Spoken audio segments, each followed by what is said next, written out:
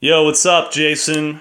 What's up, Internet? For all my viewers and for my buddy Jason, we're going to talk about how to put together a really simple barbells training system, okay? To let you do as much as you can while spending as little money as possible. Now, the cheapest thing you can do is just get a barbell, right? Barbell's required. No barbell system without a barbell. I have an expensive barbell and a super duper but cheap barbell and a homemade 2-inch thick barbell. But you don't really need to have multiple barbells unless you're, just a training fanatic like me and you like to have a bunch of different stuff. What I would recommend is that you get the Texas Power Bar. It is very strong. It is made in such a way, I believe it has sealed bearings in there.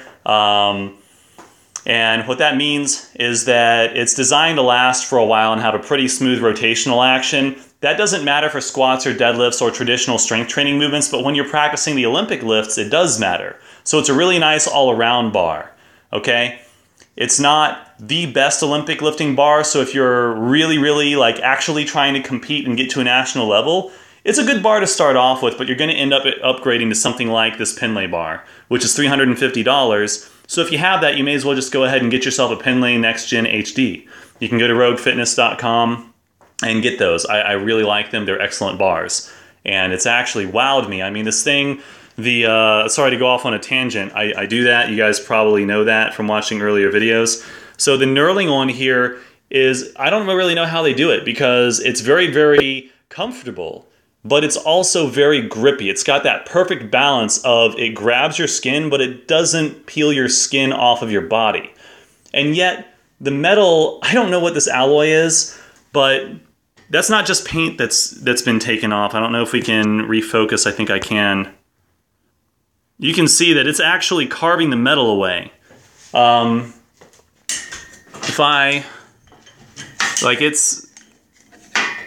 This bar is a beast. You can see here too how like where I have rotated the bar in place, how it is carving a hole through it's actually carving a channel into the steel of the holding pin. If you run, you can't do this over the internet, but if you run your thumb over it, you can actually feel how it's concave. And yet the knurling is completely unchanged. I mean, if I were to wipe this off, you would have absolutely no idea where it's been sitting on that teeny tiny little spot. I just got these J-hooks a couple of months ago, and I haven't used them very much. Although I do like them because I don't bench at home for the most part. So this bar really is a fantastic top-of-the-line bar. I highly recommend it if you're in the market for a really good bar and you've got a little bit of extra dough to spend one time for something that will basically last you forever. Now, here's my power rack. This I got from bodysolid.com. I believe it is a Powerline 200, something like that. It costs me a little over $300, and I believe I got free shipping with it. So if you look around on the internet, you will find these deals. That was brand spanking new. You get a used one, you really shouldn't pay more than $200 for it, but whatever your price is, okay? Look around, you can find deals. You can find all sorts of racks. Any power rack that you get should be fine. But I like this one because it's, I don't know, it just works well for me. If you get something else that's different, but in your price point, then by all means get something else. But get yourself an affordable power rack. And this one I believe is good for, the safe working load for it is either 600 or 800 pounds, right? The nice thing about power racks is that's actually pounds on the bar. That's not like plus your weight because you're not doing anything with the rack yourself. It just holds weight for you, right? And then keeps you from like dying horribly if you screw up and squat too low or something. So this particular rack is a favorite of mine and a lot of people like it, but you can get something else if you want. This is the one I'm recommending for Jason because of its price point and the fact that it's got a nice straight pull-up bar. And if you want to, you can always weld on, like just take 2 parallel strips of metal, go to a welding shop with some pipe, and say, hey, I want this design. Just make up a pull-up design. So you can make some, neutral grips on there and some slightly rotated grips on there, and weld it together, bolt it right on, and you're done, okay? It's fantastic. If you don't want to weld it on, you don't have to. You know what you could do? You could just build, like you could literally take something like this tricep bar, okay? And this one's not long enough, right? I'm just saying, you could build something like this with neutral grips and whatever you want, and then lay it up top. Obviously not catacorner like this, but lay it across the two uprights. So you could build that out of whatever pipe you feel like buying at Home Depot. I would not use plastic, I would use metal. I would not use electrical conduit, I would use rigid metal conduit, which is technically for metal pipe, but there is something called EMT, which is electrical metal tubing or something like that. And then you have RMC, which is rigid metal conduit. It's the super heavy duty stuff that is ultra strong. You should get that. So then the bench.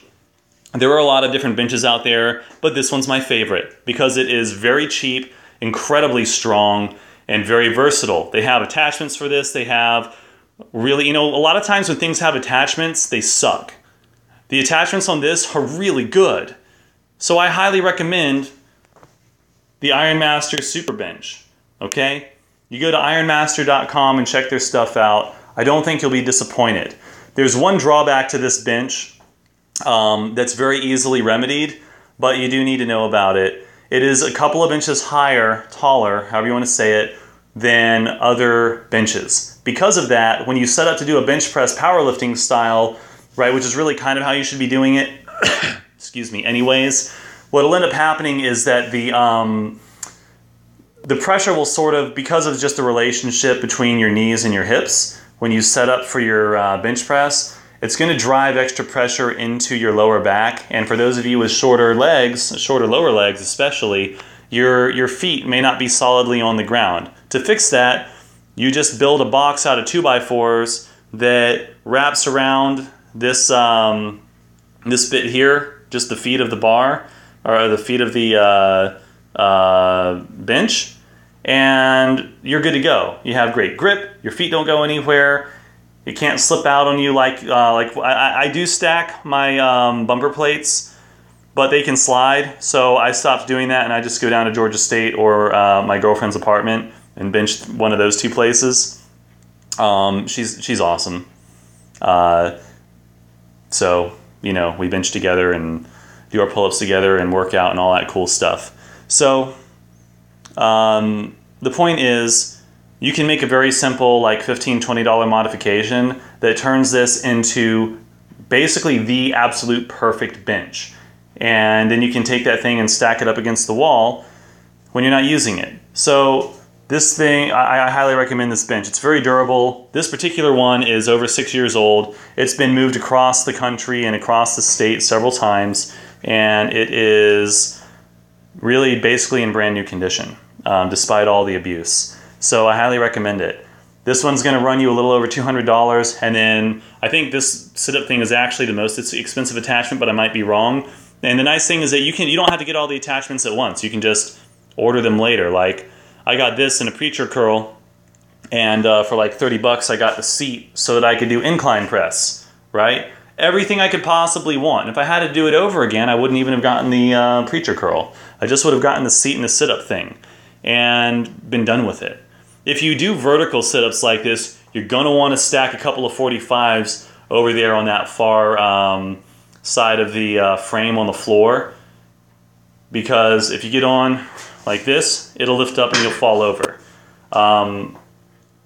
Once you stack a couple of plates there, that no longer happens. So if you're in the mood to do funky stuff like, you know, like upside down sit-ups, like Rocky style, then you can do that, and you can do it safely, but you need to stack weight over there first. All right, so that's it. This is my setup, and we'll talk about some of the other stuff as well as how to use it properly as time goes on.